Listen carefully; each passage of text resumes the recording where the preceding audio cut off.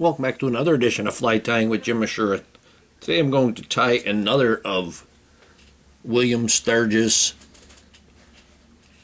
flies from the book published in 1940, and this is going to be a ginger quill, hook size numbers 14 and 16, tail ginger hackle fibers, body peacock quill, or brown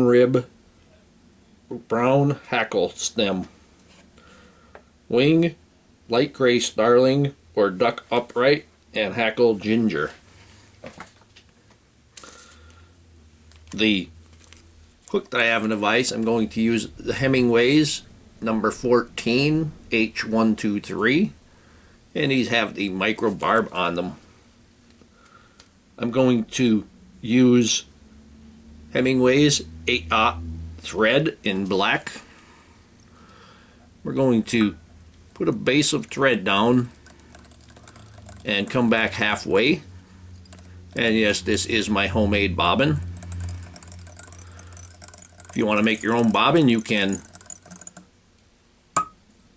go on my playlist and I show you how to make these. And we're going to come back halfway. And we're going to stop there, and that's where our wing is going to go. Since I don't have a starling, I'm going to use the duck feathers. And these are duck body feathers. This is a wood duck body feather. I want that wing to be the length of the hook shank. I have two, and I have them concave sides together so I can have the same color consistency. Measure it again. I'm going to give it a loose loop, pull it straight down. Loose loop, pull it straight down. And we're going to give it a couple wraps towards the rear. And we can take the tag end and cut that at an angle, and we're going to move it back to the tail. Get some nice touching turns there if you can, or as close to touching as you could. And we're going to come back to where the thread will hang at the barb. Now for the barb, it called for ginger hackle fibers. I'm going to use these, and you can see these are all, there's no web in any of this. And I'm going to pull them all off, hold them at that 90 degree, pull them all off at once. Then I can size them up. Want that about the length of the body, maybe a little longer. And go ahead and tie them in. When you're making a quill fly, you want to keep that body as smooth as possible. I'm going to go ahead and put one wrap around the underneath the tail. That will help to keep them on the straight and narrow. Now I have the stripped peacock herl. And don't have it all the way to the end, but I'm going to try to get some of the thicker stuff.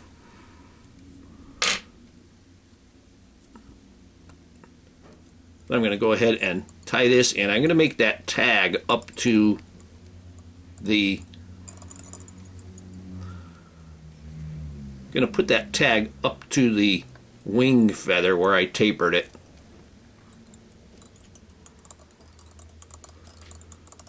And try to get a nice smooth transition all the way up. And I can see the very middle here is a little bit skinnier, so I'm actually going to spin my thread counterclockwise to flatten it out. And I want to fill in that little bit of a dip there that I got. The flat thread, it will help to smooth things out better. Give it another spin.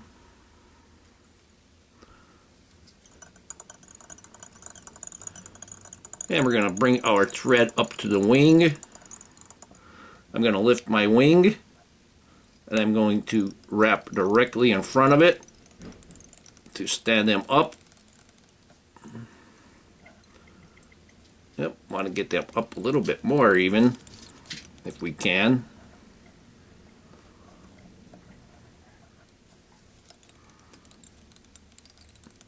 I'm going to divide them. I had 2 stems, so I can probably get 1 feather per side.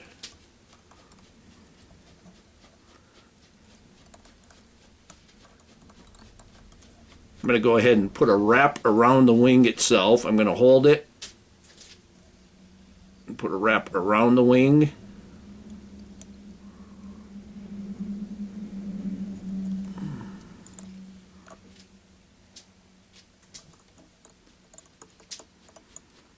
Get my thread real close, and I'm going to put a wrap around the second wing.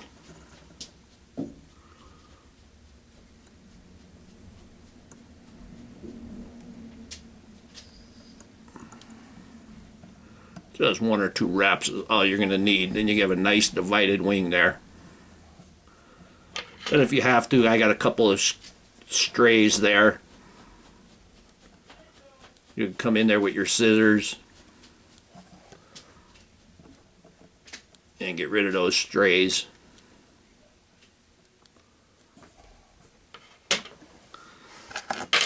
I'm going to go to my delicate pliers once again, and we're going to wrap the stripped peacock herl. And I like to see where I'm wrapping, that's why I'll turn it upside down even, so I don't catch the point of the hook. It's not necessary to keep it upside down if you can see better. Keeping it upright, that's fine. For me, with my eyes are getting bad. That is one of the advantages of a rotary vise, that you can wrap it or rotate it. Now I'm going to come back up top. I'm going to secure that right there. Take the hackle pliers off. Give that a couple of nice wraps, and I'm going to secure it again in the front. And break that off. Now we got a nice divided wing. We got a nice body, nice tail. Now I'm going to take a ginger hackle, and this is my furnace hackle. You see that little bit of black at the center there. Going to stand my hackles up at the end, and I'm going to give it the crew cut. Got this one nice and close. Now, since my hackle stem is so thin, I'm going to place that right down between the wings. So I'm going to come to the back first. I'm going to place this right down between the wings. Get it a little bit closer. And you want to leave a couple of those hackle barbels exposed, remember. Get a nice tight wrap in the back, and then we can secure it in the front. And the reason for the nice tight wrap in the back is if it's not wrapped real tight in the back, it will push your wing. It'll push that far wing away. We want to stop our thread halfway between the eye and the wing. This is a saddle hackle, but I'm still a little bit short. I have to get my hackle pliers and use them.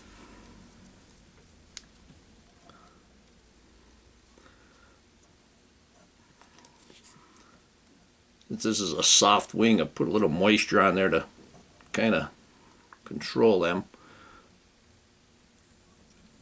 And we're going to wrap this.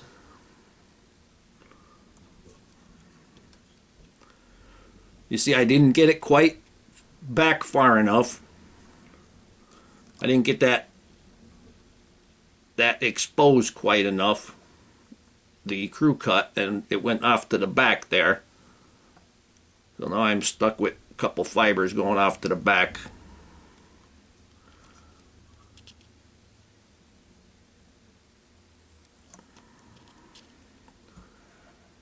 When I reach the wing, I'm going to hold the wing back and wrap my hackle right against the wing.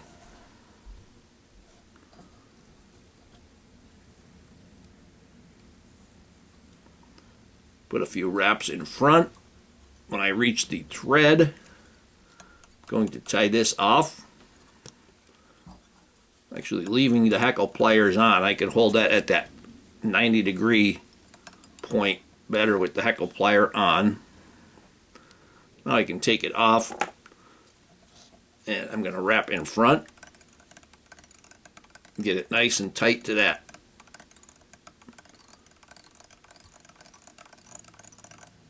Make the head. I'm going to take my poke and snip and remove that hackle.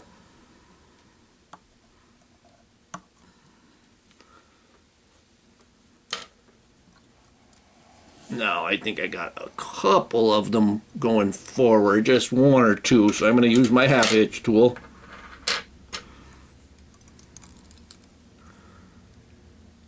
And I'm going to push that away from the eye.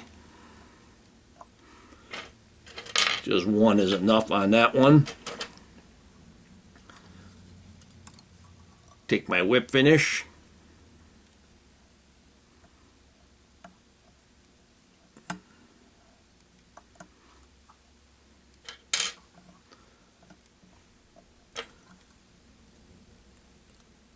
Poke and snip that thread off. Put a nice light dab of head cement on there, cleaning my brush off well.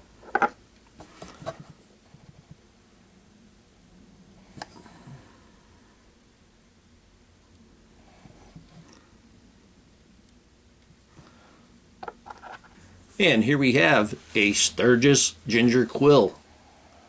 Hope that you learned something from this video. Hope that you would subscribe to my channel. Please refer me to your friends. Please visit my sponsors. If you'd like to purchase any flies, go to etsy.com/shop/theflymanjim. Please leave comments, questions, suggestions, and most of all, thank you very much for watching my videos.